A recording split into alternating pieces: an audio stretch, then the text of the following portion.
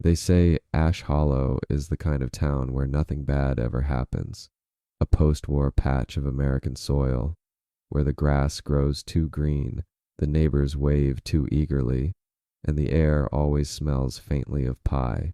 But behind the lace-curtained windows at the end of Cedar Lane, something is rotting in silence. The Whitakers were just like any other family. On the surface, Evelyn, the perfect homemaker with her pressed skirts and victory rolls, Raymond, a decorated veteran turned milkman, and Samuel, their only child, born on a night the thunder rolled louder than the church bells. He didn't cry when he came into the world, not once, just opened his eyes and stared. It started with small things. The baby monitor would click on in the middle of the night, just static, no crying, no cooing, just the hum of something, watching. By the time Samuel was 3, he spoke in full sentences, but only when asked, and always in a flat tone, like he was reading from a script no one else could see. He never laughed, he never blinked, and Evelyn began to feel, in that deep animal place inside her chest, that something was very wrong. One morning, she found all of her porcelain dolls lined up in a perfect circle in the attic, each one with its eyes scratched out. She didn't ask Samuel. She didn't want to know. The other mothers in Ash Hollow praised her. What a well-behaved boy, they'd say, watching him sit stock still during church. So quiet, so polite. But Evelyn saw what they didn't. The way he watched the birds in the yard, not with curiosity, but with calculation. The way he tore the wings off a moth and whispered, "Now you can't leave either."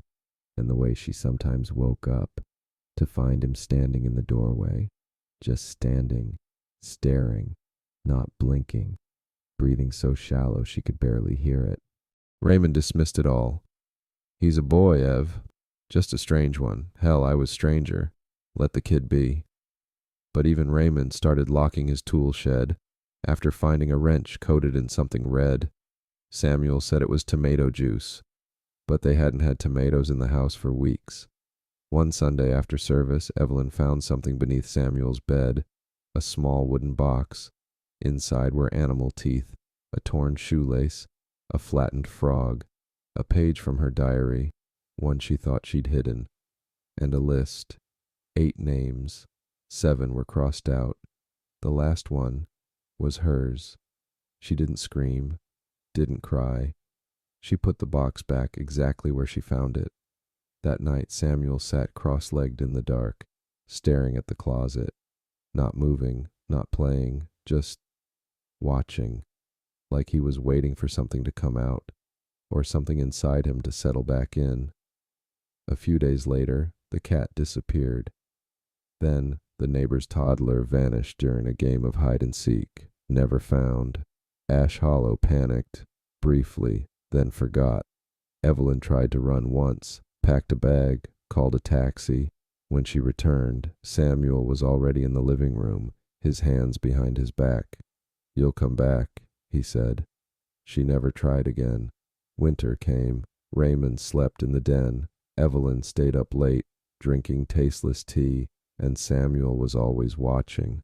One night, the closet creaked open. Samuel stood there, his back to her. Shadow stretched long across the floor. Something moved inside the closet, and he whispered, "They listen when I ask." After Raymond disappeared, no one came looking. No flyers, no police sweep, just a note in the church bulletin. "Brother Whitaker has taken leave." That was all. Evelyn asked the sheriff once, quietly, while paying for stamps. He didn't look up, just muttered, "Some folks go where they're meant." And that was that. She started noticing it everywhere.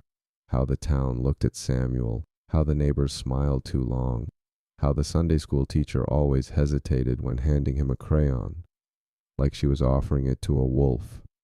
Even the preacher had changed. His sermons grew strange, less about God, more about obedience, about sacrifice. Once he paused mid-sermon and looked straight at Samuel in the front pew and smiled. Evelyn didn't understand it then, not fully, not until she found the ledger. It was buried in the crawl space, wrapped in oilcloth behind the old coal bin. 37 names, dates beside them, all the way back to 1891, each one crossed out. The last three, Raymond Whitaker, Elsie Braun, the missing toddler, and Evelyn Whitaker, still uncrossed. She stared at it until her hands went numb. Then she looked up, and Samuel was there, standing just behind the staircase banister.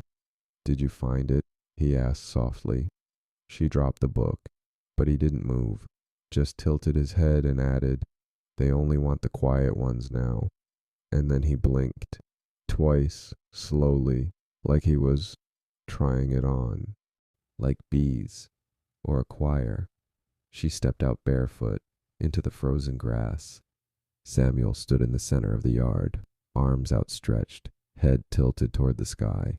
His eyes were shut, but his mouth was moving, and around him, in a perfect circle, stood 6 others.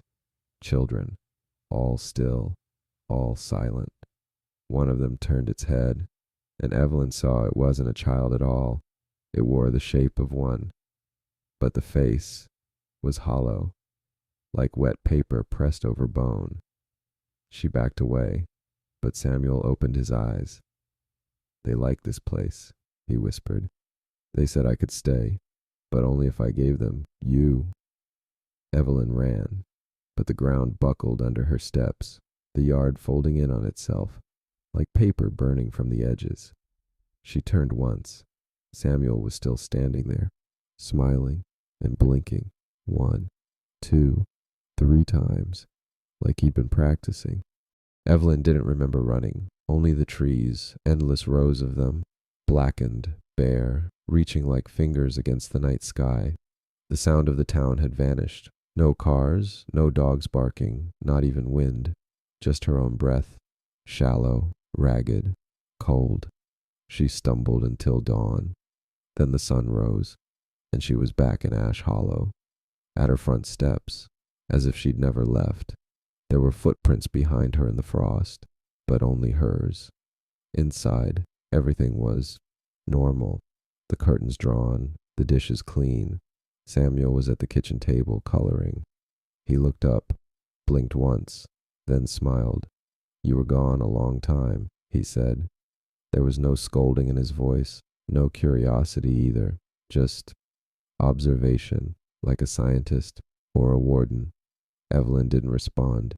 She sat down across from him and noticed what he was drawing. It wasn't a house or a tree or a sun. It was a circle, thick, black, endless, and in the center, her face, eyes wide, mouth open, frozen. She tried to leave again that night, packed no bags, just walked. This time she made it to the highway, but the road never turned. No towns, no signs, only cornfields, and silence. After an hour, she saw headlights, an old truck, same as the one Raymond used to drive. She waved. It didn't slow down. It passed through her, not around.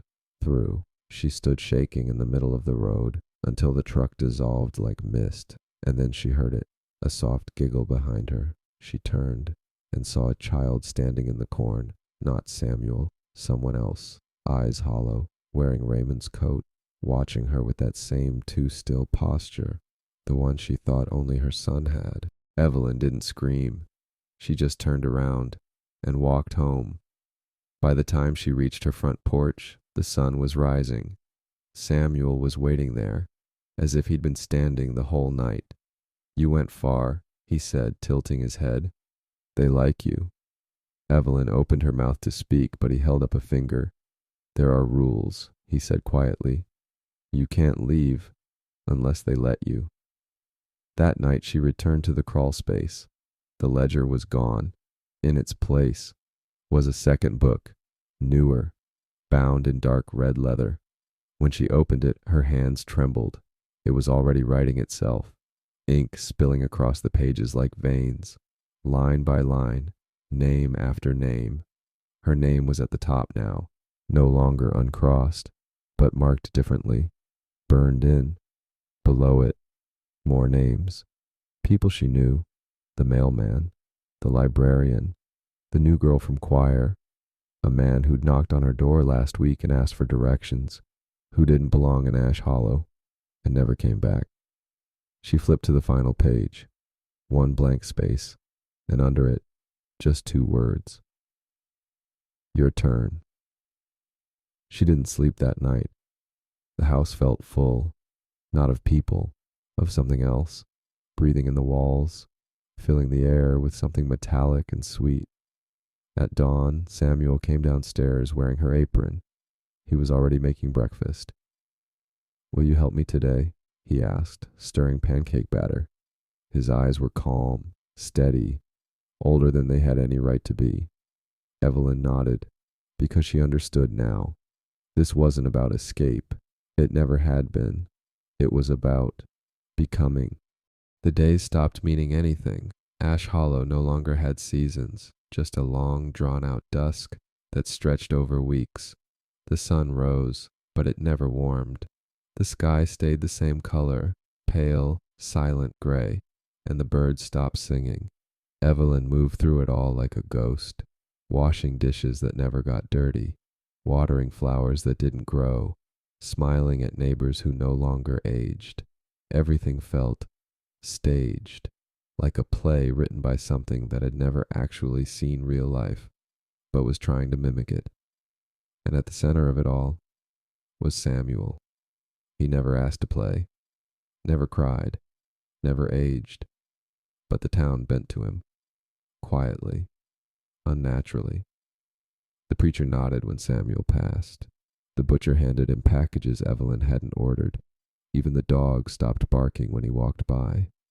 One night, Evelyn heard something, a low chant, rising from the town square. She followed the sound in her robe and slippers. At the gazebo, under the broken clock tower, they had gathered. Neighbors, old classmates, the sheriff, all standing in a circle, candles in hand. Samuel stood in the middle, barefoot, wearing a white shirt buttoned too tightly at the collar. His eyes were closed, but his mouth was moving, lips forming words Evelyn couldn't hear, but felt, like pressure behind her eyes, like something entering. She stumbled back, but no one noticed. They were all staring forward, not at Samuel, but at something behind him. A shape forming in the shadows, tall, spindly, grinning. She ran. She ran through the alleys and hedges, past the bakery, the post office, the school, all of them dark, but still. She heard footsteps, not chasing her, just matching her, echoing her every step. When she burst into her home, she slammed the door shut, locked it, bolted it, jammed a chair beneath the knob. But the house didn't feel safer. It felt smaller. She went to the kitchen, and on the table sat the red ledger, open to a fresh page.